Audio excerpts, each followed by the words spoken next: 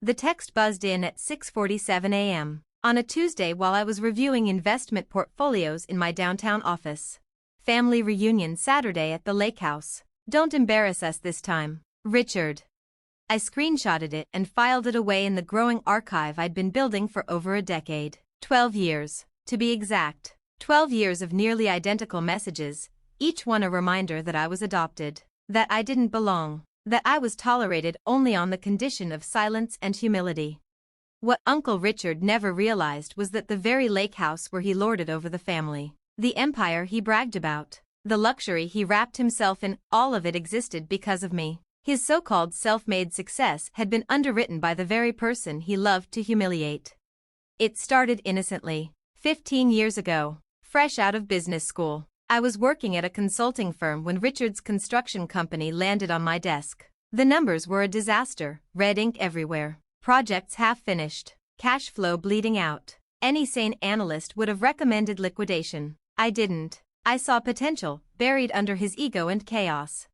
Richard had ambition and connections, but no discipline. His projects worked, his management didn't. I structured an anonymous rescue through shell companies, capital injections disguised as loans. I saved him. He never knew it was me.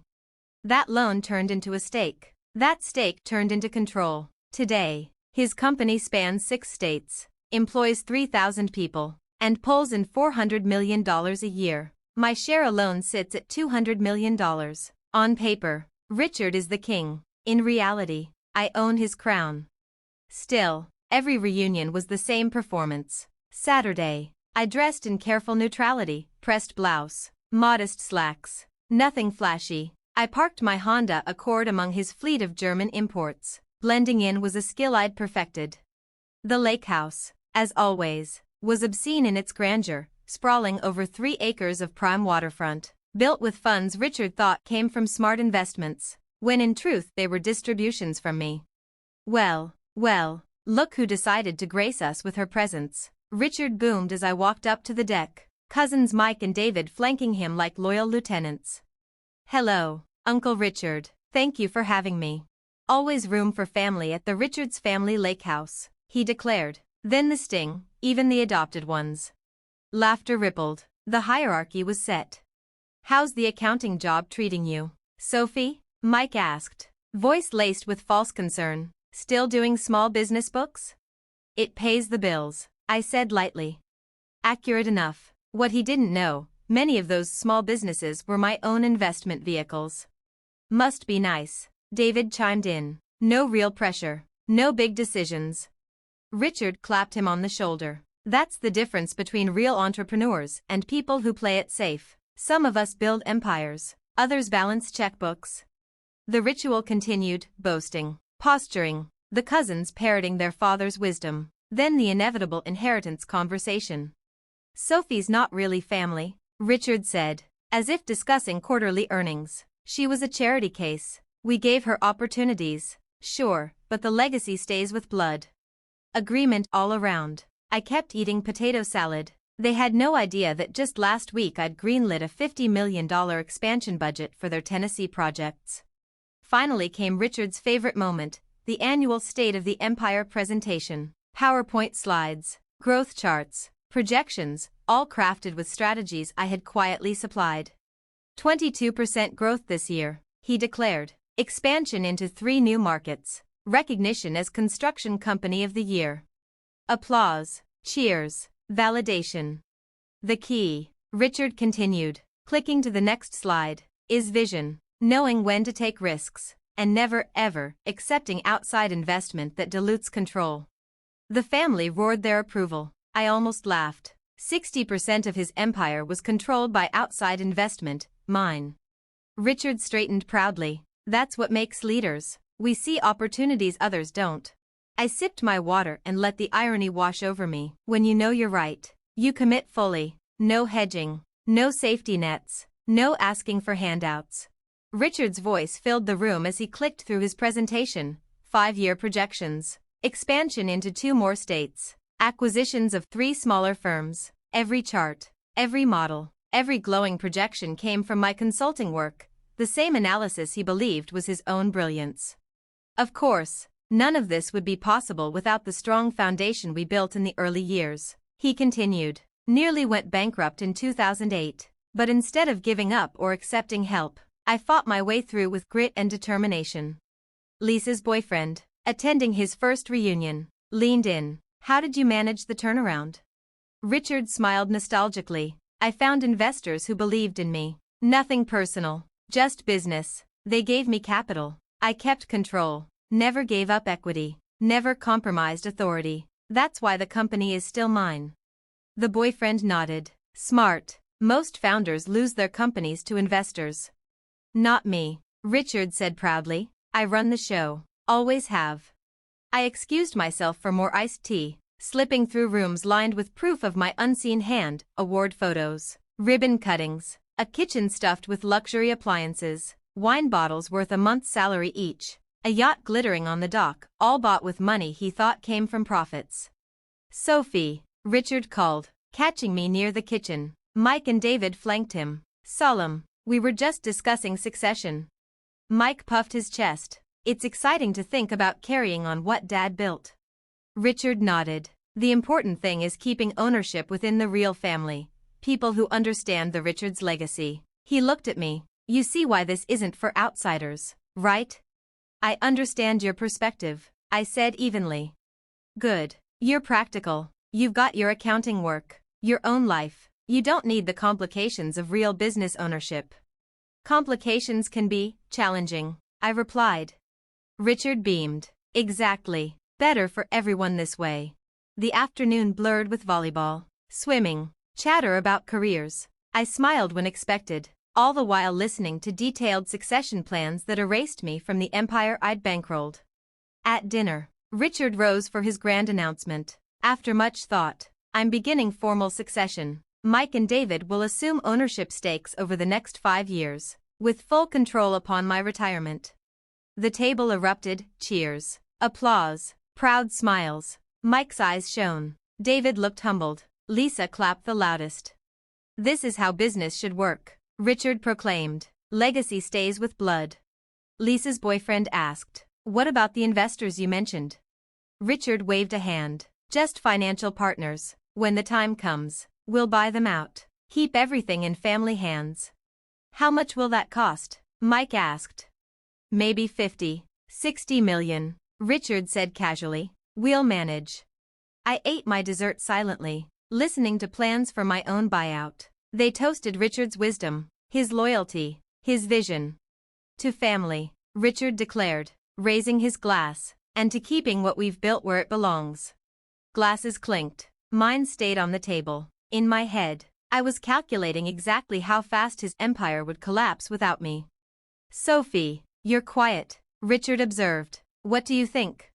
I smiled faintly. I think you should do whatever feels right for your family. I knew you'd understand. You've always been practical about knowing your place.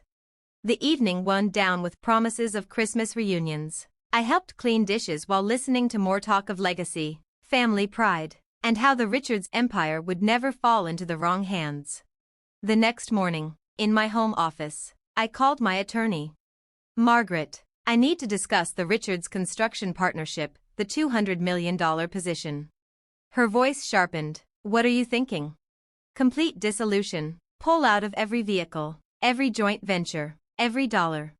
A long pause. That's their entire capital base. Without you, they'll hit a liquidity crisis immediately. Bankruptcy in 6 months, maybe sooner. I know, I said. This won't just take down Richard, it will ripple through 3,000 employees, dozens of subcontractors, multiple projects. I thought of Mike's graduation parties I'd quietly funded, Lisa's art school tuition paid from distributions, the lake house built with my capital. 15 years of silence, 15 years of letting Richard believe his story. That silence was about to end. How long will the dissolution process take? Given the complexity of the structures, 4 to 6 weeks. But Sophie, once this starts, there's no undoing it. Are you certain? I'm certain. File it under material breach. Richard announced plans to buy out investors and cut us out. That's grounds enough. Understood. I'll begin drafting. Monday was a blur of attorneys, accountants, and advisors. Unwinding a $200 million partnership required peeling back years of carefully layered shell companies, loans, and joint ventures, each one designed to keep my role invisible. Margaret's team mapped every thread: real estate holdings, equipment financing, working capital, expansion funding. The web was denser than even I realized. The cascade will be immediate, Margaret warned. Leases unpaid, loans called, payroll disrupted. Richard will wake up Thursday to financial collapse. What about employees? We can prioritize payroll in the unwind, but unless Richard finds $200 million in fresh capital, bankruptcy is inevitable, and given his debt ratios, that won't happen. By Tuesday, word spread that Richard was already approaching banks and firms about restructuring investor relationships. The irony was exquisite. While he tried to push me out, I was already gone. By Wednesday, Margaret called. It's done. Dissolution filed. Richard's attorneys get notice tomorrow. How long before reality hits him? Banks and suppliers by Friday. Payroll by next week. He'll understand by then. Thursday morning, my phone buzzed with family chat notifications. Richard, temporary cash flow issue. Nothing to worry about. Mike, the bank called about our loan. David, equipment company demanding immediate payment. Lisa, what's happening? Should I be worried? Richard, just minor complications, all under control. By Friday, his confidence collapsed into frantic updates about emergency bank meetings and unexpected investor complications. By Saturday, the lake house gathering was cancelled. The family was summoned to headquarters instead. Richard looked 10 years older when I arrived. The conference room, usually his stage for triumph, now buzzed with fear. I'll be direct, he said. Our primary investor partnership has been terminated, effective immediately. No cause, no negotiation. How much? Mike asked. $200 million. Equipment, working capital, real estate, everything. Silence. Can we replace it? David asked. I've spoken to every bank in 3 states. No one will touch us. Too much debt, too much exposure. What does that mean? Lisa whispered. It means bankruptcy, liquidation, 3,000 jobs gone. The family sat stunned. Richard pressed on. The only thing I can't understand is why. 15 years of stability, then sudden termination. The only major change was my succession plan, buying out investors to keep control in the family. You think they didn't like that? Lisa asked. Richard shook his head, baffled. It was nothing personal. Fair market value, reasonable terms. Why would they walk away? I stayed silent, watching him wrestle with the irony that in planning to erase his investors, he had triggered his own erasure. The meeting ended with grim plans for bankruptcy filings and employee notices. Richard's empire, his lake house, his legacy, was finished.